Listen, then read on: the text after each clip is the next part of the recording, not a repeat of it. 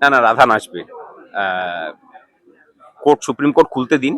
যারা সুপ্রিম কোর্টের ভরসায় বসে আছেন তাদেরকে বলি যে হ্যাঁ, সেটা তো একটা লেজিটিমেসি আছেই যে সর্বোচ্চ আদালত কি বলছে। আমরা আশা করি সেই মামলা জিতবো এবং 5 তারিখে সুপ্রিম কোর্ট খুলছে। সুপ্রিম কোর্ট খুললে পরেই সেই রায় ঘোষণা হবে এবং রায় আমাদের পক্ষেই যাবে।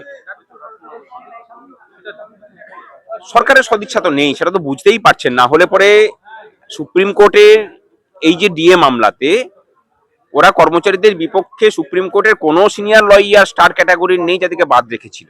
একবার প্যানেলটা দেখুন, কপিল সিবাল থেকে শুরু করে মানে কাকে কাকে নামিয়েছিল। এক একটা ডেটেই প্রায় 1 কোটি টাকার উপর খরচা করেছে তারা এক একটা শুনানিতে, হেয়ারিং এ। তা সেখানে আমরা লড়ে গেছি অন্যায়ের পক্ষে, মানে বিপক্ষে আমাদের লড়াই, অধিকারের জন্য আমাদের লড়াই। এই রাজ্যের বাঙালি যারা যারা নিজেদের গতর খাটিয়ে খান, তাদের পরিশ্রমটা সঠিক মূল্য দিয়ে সরকার কিনবে কিনা তার লড়াই ছিল। আমরা আশা করি সেই লড়াইটাতে জিতবো।